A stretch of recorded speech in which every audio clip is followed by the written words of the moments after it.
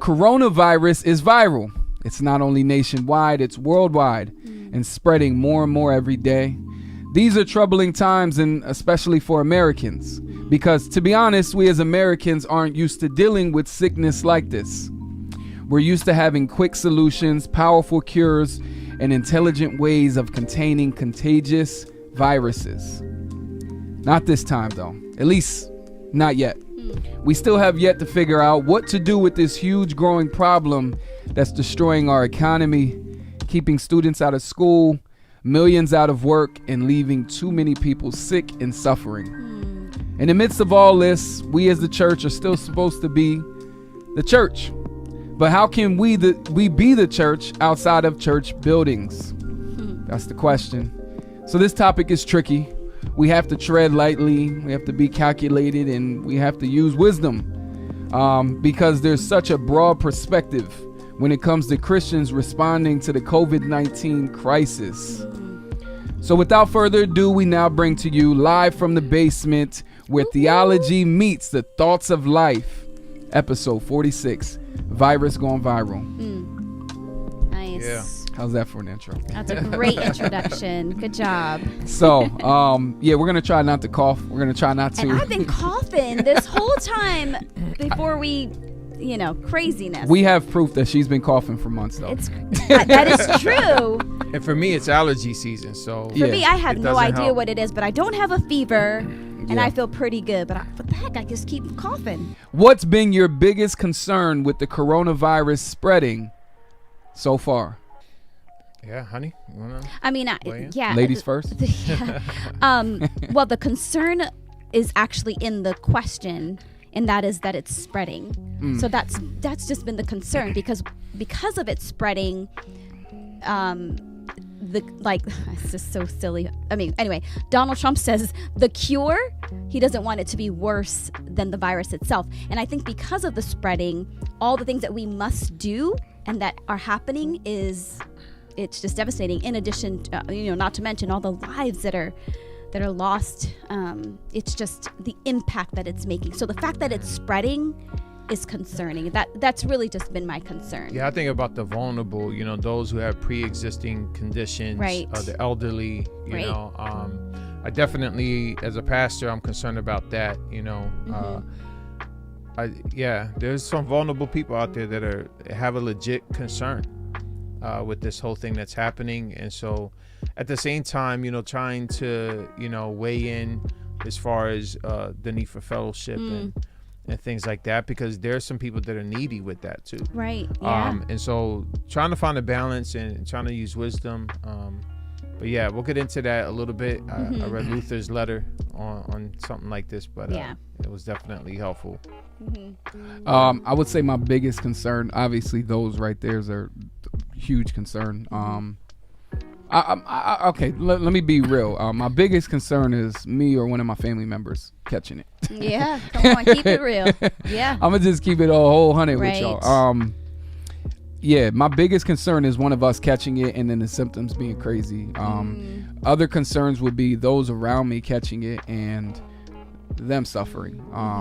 And then from there it just kind of spreads out. My concern when it comes to just I'm concerned for the nation, man. I'm concerned for the world. I'm concerned for Christians. I'm concerned for just what this virus not only does to us physically, but what does this do to us spiritually? Right. Yeah. The fear that and the anxiety and Right. Like how does this change the church? How does it affect the church, I should say? Yeah. In what ways will it affect? How long will this last? I'm just thinking about all of that stuff because I work in the healthcare field. So like I'm always around this. I'm always dealing with it. Every day I come to work and it's a new rule that I got to go by. Every day I come to work and it's usually like 2 or 3 rules. And it gets really annoying and I get frustrated. So then and I guess in turn that also makes me, I can't say take the virus a little less serious because I'm like, I'm so sick of this. It just makes me frustrated talking about it and dealing with it. So if I see something on the TV, I'll just walk by it because I'm frustrated by it. You know what I mean? Yeah, well, the things that they're learning too about the virus continue to evolve. And so that's why it feels like there have been so many changes. You know, we're going to do this and now we're not going to do this. We're going to do this for 2 weeks. Now we're going to do it for 14 days. We're going to, you know, so as much as the information and procedures are changing, the discoveries of this virus have been changing. It's been evolving, I should say. Yeah, I think what's happening too, my observation has been that there are some folks that are now in a situation that's inescapable. Yeah. You know, everybody's feeling it. And I feel like it's inviting people to places where some of us who grew up in circumstances that were hard, you know, now some people are getting sneak peeks into how it was for some of us growing up. Interesting. You know what I mean? Give me an example of what do you mean by that? Well, like I remember prior to this, some people, there were buzzwords for people when it came to the social justice gospel, which are legit concerns. Right. Right. And, you know, me and Wayne talked about this, but like now we use the word being concerned with our neighbor, being concerned with the needs of people. And now those aren't buzzwords anymore to some people because now they stepped into the world that we grew up in. And so now they understand we had to look at our backs, look over our backs. We had to, you know, there were nights where me and my family didn't have anything to eat. My mom barely made it at times. I remember nights her crying, not knowing what we're going to do, if we're going to be where we're at anymore. Like it was real. And now it's real for everybody, you know? And so I think it's causing people's awareness and things like that to really, you know, to really be at a place where it hasn't been before for some folks. Interesting. You know what I mean? So, and again, I'm not saying that the social justice gospel is now, it should be acceptable. I'm a critic of it, and I'm against it, actually, at least the perversion of it. But, you know, I think that now it's inviting folks that now have to step in a little bit into the world we grew up in. And now I hope there's some sympathy. That's interesting. Even being dependent on government assistance. I mean, seriously. Yeah. You know, hoping for the stimulus. Like, how much of an impact will that make? And for those of us that have grown up almost relying on that. Right. That's interesting. I have not thought of it that way. That's my observation. It was Wayne's too. Because I remember standing in line for some Boys Club cheese.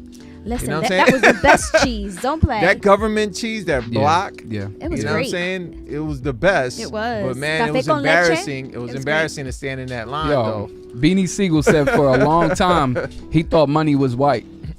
Yeah. For those of you that don't know, that's what the food stamps used to look like. Right. Before you know, they put it on the debit card and it's a little less and then it was yellow. Yeah, a little bit less embarrassing before you know, when they just gave you the food stamps and they were white. Right. So I think it is unpacking, and I think it's widening people's or just alerting people to some things that they haven't been accustomed to. Because America was so comfortable. Yeah. Everything is going well, you know. Yeah. To be on the medical side of things, I heard something right before I came here, and I took a screenshot. This is this doctor that has been on, like, right there in the middle of everything. He works in a hospital. He's dealing with this. He also dealt with the Ebola situation. So he's been there, done that. And he says right now you might hear people saying it isn't real. It is. You might hear people saying it isn't bad. It is. You might hear people saying it can't take you down. It can. I survived Ebola. I fear COVID-19. Do your part, stay home, stay safe, and every day I'll come to work for you. Now this is obviously in his words right there, but what I wanted to get out of that one is that it's being said that this isn't anybody's sickness right here. Yeah. Anybody can get it, and you know, the untouchables can be touched. Right. The ones that you didn't think, like Prince Charles, I heard has it, and he's suffering from it. I didn't hear that. Wow. That's crazy, man. That's crazy that Prince came out Charles. today. Yeah, Prince Charles has been suffering from this, has a bad cough and everything. I'm like, wow, I thought for sure they were the untouchables. Kind of like sin, right? Exactly. Huh. to all of those. Anyone can get it. One other thing that has me concerned, but has me wondering and kind of pondering, is the after effects of COVID-19. Like how much, things will be impacted. How much, what will be the norm? Will we just kind of bounce back into our normal routines? Are we going to tread lightly on certain things? What's the economy going to be like? What's church going to be like? I'm driving, to my mom's and, to and from, and I'm like, this is so our norm right now. But what's it going to be like in a couple months or a month when hopefully, Lord willing, this is gone? So that's another thing that kind of has me wondering or concerned, if you will, for lack of a better word. Yeah. Let's look at some of these comments here. Francis says, my biggest concern is believers taking a martyr's complex. And I asked her to go forward with that a little bit. She said, I've seen many brothers and sisters trying to say they don't care about death and how they don't. Come on, comments. Facebook, man. And how they don't fear death, so they just walk around being careless. I think it's overly spiritualizing this and making them think they're not believers if they don't want to get sick or get others sick. I just don't think it's cool to die a fool's death. Interesting. Scott Crawford says, my biggest concern is people not believing in the sovereignty of God in terms of some professing Christians.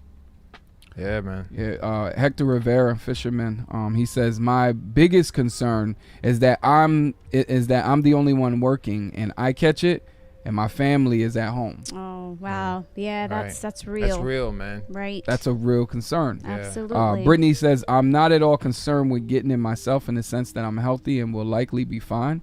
I have great concern for being a carrier to the people I love most. Wow. I spent last week helping a beloved lady from my church, but that knowing what's the best thing to do is tough. Did I put her and her family more at risk? As believers, we must pray for wisdom and obey our leaders. Wow. Yeah, Darren said, I worry about sick people, man. We have some people in our church that have some health concerns. Been cover them up in prayer. He said, I'm also concerned that God is using this to try to get our attention. Christians keep trying to downplay it. And Andre Stanley says, I fear at a point going back to work. I'm a plumber, so I deal with a lot of different types of bacteria on surfaces of all types, not to mention what's in the air we breathe on sites, as if that's not bad enough. Right. However, I do not want to get back to work. I do want to get back to work. I enjoy what I do. Yeah, so it looks like everything's all over the place, y'all. Again, this is a topic that is affecting so many people in so many different ways. Even a comment right here: is this virus bioengineered or natural? What's the biggest picture? So that's even in the air right there. The question is: this man-made virus, or is this, or is this just something that's happening, or is this something from God? Right? Either way, it's so many things. We know the sovereignty of God, and how no matter what way you look at it, God has allowed it to happen, and it's for a reason. And not only that, but it's for the goodness of all things that these things happen, and that's the hardest thing to accept. Right.